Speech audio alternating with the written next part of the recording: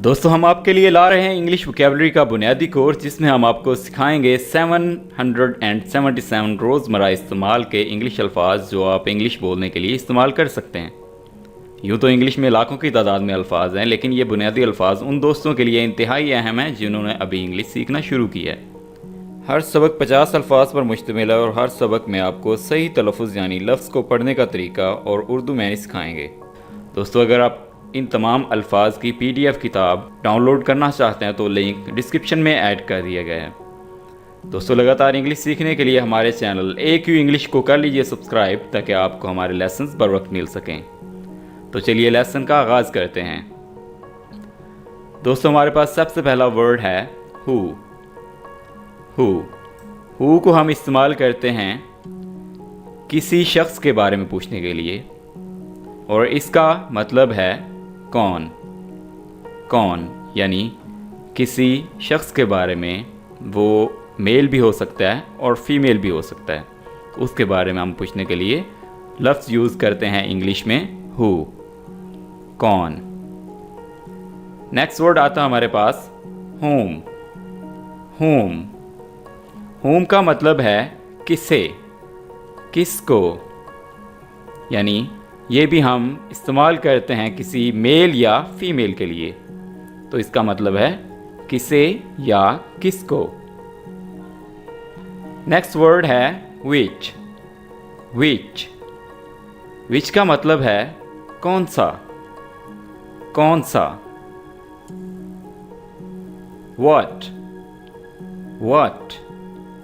What का मतलब है क्या। वाई रीज़न पूछने के लिए हम वर्ड यूज़ करते हैं इंग्लिश में वाई का मतलब है क्यों।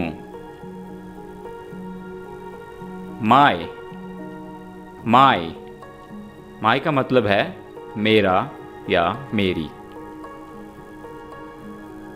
आवर ये वर्ड है आवर, इसका मतलब है हमारा। देयर उनका।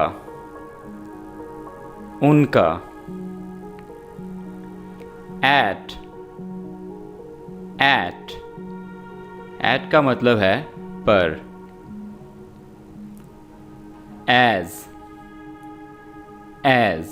एज का मतलब है जैसा कि। एट वंस अचानक, यकदम। एट फर्स्ट शुरू में, यानी इन द बिगनिंग, शुरू में। एट मोस्ट ज़्यादा से ज़्यादा। आफ्टर बाद में। ऑलरेडी पहले से। लॉन्ग इसे अगर आप तेज़ी से पढ़ें तो ये वर्ड इस तरह से पढ़ा जाएगा लॉन्ग, साथ। अगेन दोबारा। once again एक बार फिर से। above ऊपर। against के बरअक्स।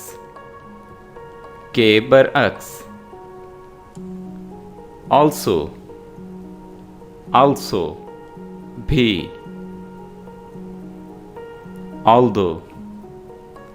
although अगरचे। among दरमियान। away from से दूर। them उन्हें। beside, beside, करीब, पास, beyond, beyond, कुछ लोग इसको पढ़ते हैं beyond, तो ये गलत प्रोनंसिएशन है, इसकी सही प्रोनंसिएशन है beyond। आगे, परे, after all, after all, आखिरकार, but, but, लेकिन, down, down, नीचे, नीचे की तरफ, downward, downward, नीचे की तरफ, नीचे की जानिब, from, from, से, far, far, के लिए, inside, inside, अंदर की जानिब, into, into, अंदर, if, if, अगर, late, late, देर से, ताख़ीर से, because, because, क्योंकि, behind, behind, पीछे, below, below, नीचे, only, only, सिर्फ, up, up, ऊपर, upon, upon, पर, till, till, हत्ता के, until, until, जब तक, through, के ज़रिए, within, within, इसको अगर तेज़ी से पढ़ें तो ये बनता है within, within, में से, upward, upward, ऊपर की जानिब, downward होता है नीचे की जानिब और upward ऊपर की जानिब, backward, पीछे को, backward, forward, forward, आगे की तरफ।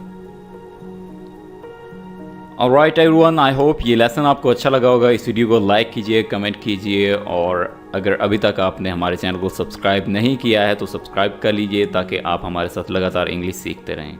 Thank you for watching this video.